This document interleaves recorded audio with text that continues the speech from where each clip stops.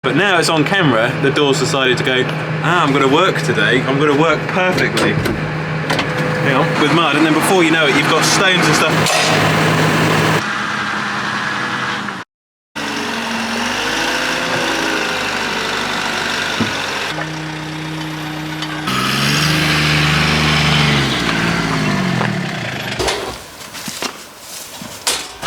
Hi everyone, welcome back to the channel. So today it's Friday. I managed to get those tyres fitted, the new ones for the rollers, and I've just picked them up this morning. Picked up one of the packs. Unfortunately, where we left one of the hubs in the soil the other day, it's gotten a little bit clogged up with some soil in there. So if I just pull out my little screwdriver here for my penknife, just to get rid of this soil. But yeah, perhaps not the best idea. Anyway, I'll clean this off, get these bolts out, and then we can gather them in. It's only half, not too bad.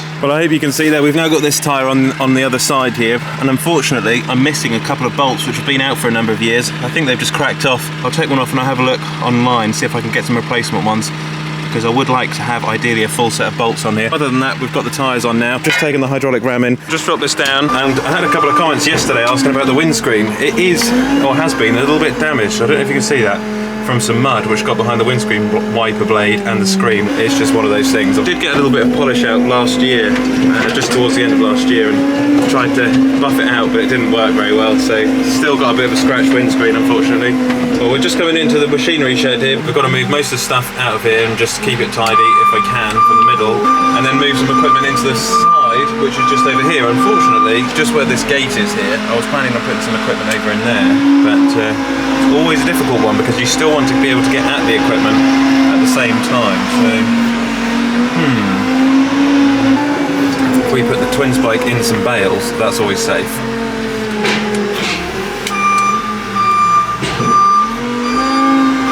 About time we tidied up the middle of the shed, really. It's been a bit of a mess for quite some time, so we'll pick this front loader up. I dropped it off here a little while ago before we went on the tractor run. Picked that up because we're going to move it into another shed. Normally when people are coming through here in the day with the gator and little buggies and stuff, it's always a bit of a hassle. So I left the 6R over here this morning because I was going to pick the Pottinger up and move that into the shed, but we've got too much stuff in the way at the moment, and we need to move the dump trailer away from the concrete pad which is just sitting over there. If we can get that out of the way, and then go and pick the front loader up again so I can move that somewhere else. I need the gator, that needs to be put away. Everything's just all over the place at the moment. Get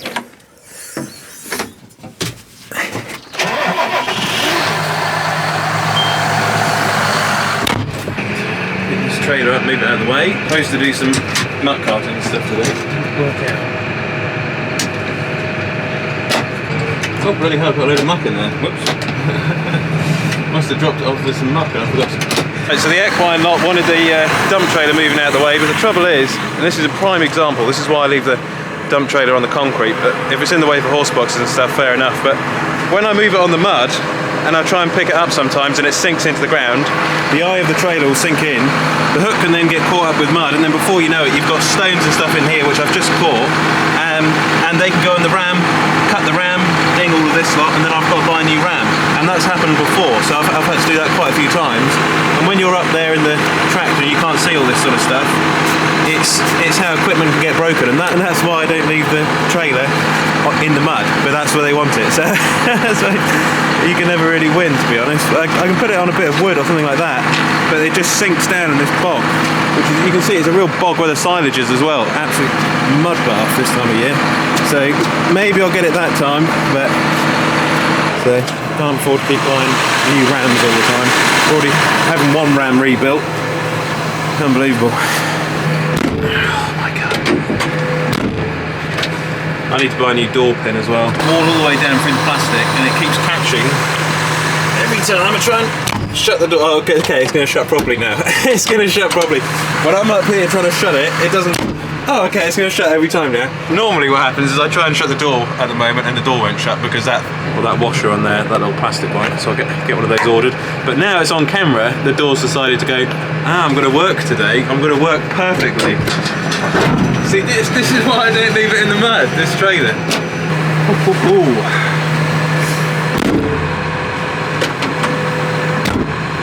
Right, we're just gonna go and drop this load off. I've just got my normal lights on now. They're a bit dim, the standard ones. I would like to change them at some point for those xenon LEDs, unless we change the tractor first, whatever comes first.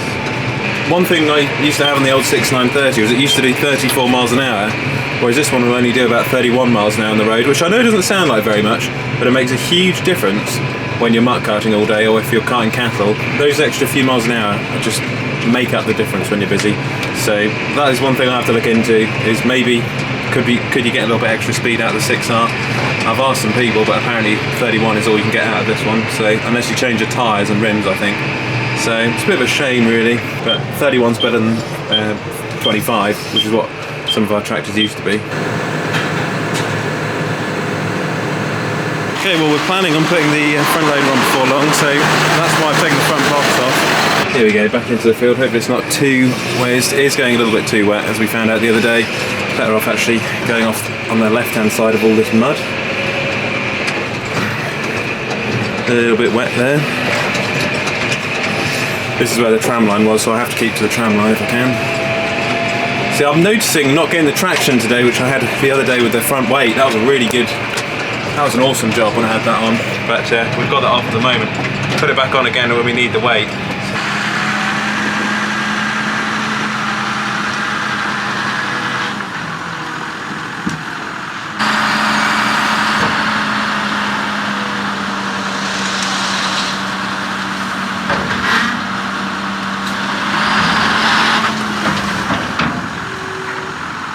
The only thing I've noticed is it is squeaking a little bit, the rear trailer. Don't know why one of the Rams is. And also one of the seals at the top looks as though it's come off, although I don't think it's a seal, it's more like a washer. And there's just a bit of oil which is coming out of one of the Rams, but I think that's a breather, so should be okay. But for the most part, not too bad. It does need a grease up, so I'll find the Milwaukee grease gun and give this a tidy up. Another job to do. And these LED lights I put on have been brilliant for this sort of work when you're working. They're brilliant this time of the year when it's a little bit dim, when it's darker in the day. Back on the tram lines and get the compaction stewards after me. Lovely water deer. Chinese water deer, there it goes. Oh, lovely. Off into the distance. Oh, bloody hell, there's loads. I wondered where our crop was going. That is literally where our crop goes in the year. Just those deer just eating everything. There's my last few bales, I'll come and pick them up. It's not even a load there, literally like 7.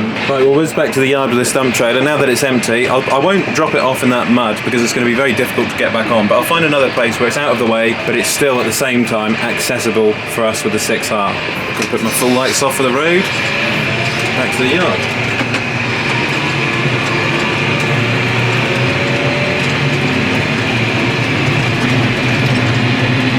Okay, that's better if I've left the eye just on the edge of the concrete, so it's out of the way for equipment which is going past, horse boxes and stuff, but it's still accessible for me with the tow hitch. Ideal. Right, I've just put the Manatee lights on, just left that in the shed, and now we can come in hopefully and pick this front loader up. It's always a little bit of a knack. I mean, some people have left that trailer in the way. Steward wash off and need to look at some of the bearings on it and stuff, and have a little job to do. So many little aircraft hangar in here. There's so many different things in here. Got to move about. Right, you stay in there. There's a real knack to this. I've messed up many times, but I think I finally got the knack. Here we go. You've got to be perfectly straight. If I mess it up, I'm going through the front box, and that'll be very expensive. Oh no, has he got it? I've got one on. Go to the right. It might. Oh no. Oh, she's not having it. Oh, what are we saying? Come on, girl. Oh, we're locked in. Oh, good lord. Always very nervous when I'm putting the front loader on, because if you mess it up, it's an expensive mistake. And I've already nicked a little bit out of the bonnet one time when we skimmed the side of the loader, which wasn't ideal, but when you get it right, it is a sigh of relief. So I've got to put the hydraulics in, which is always fun. Just put them on, release the pressure, and it's easy. Once you've dealt with the pressure, it's all right. Right, here we go. Mind those, got those legs on. Now we're just backing up the Land Rover near the trailer because somebody left the Eiffel Williams out in the yard. Mild man. I'll tell you what, just on the way early this morning, I was going along to the dealership to drop this hydraulic ram off. I had the hydraulic ram in the back, and I was following someone in their car, behind, and the person in front slammed their brakes on, and the hydraulic ram, which was in the back, slammed forward here, and I think put a little ding in the bar between me and what's in the back. So I was a little bit disappointed about that, but well, yeah, literally I was just going along the road. Just at least give me a little bit of warning. The old Defender can only stop at such a distance. So yeah, I was a little bit disappointed about that today, a bit of a shame. I would imagine probably what it was is that person who was in front was on their phone, and then they've just looked up and gone, oh, bloody hell, I should have turned that way, I should have done this. You can always tell when people are on their phones when they're looking down. When you're driving along, you're looking at people as they're coming the other way. They're always looking down on their screens like that. Very easy to see that. So yeah, if you're out there, just be aware of that. Drivers are, dangerous out there, isn't it? So even with the Defender, when I just poodle along at like 50 miles an hour, you've got to be very careful, and it might just save your life or save somebody else's life. So whilst we've been doing farm stuff, machinery jobs, I left you in the horse walker clave, didn't I? Come on, sorry about that. She can't come out when the machinery's around, as I'm sure a lot of you guys know, because otherwise she might get run over. So, go. I can't even give her a stroke. She's too quick. You're too quick. Hi, thanks for watching today's video. Enjoy your weekend, stay positive, give this video a thumbs up, and we will catch you on the next one.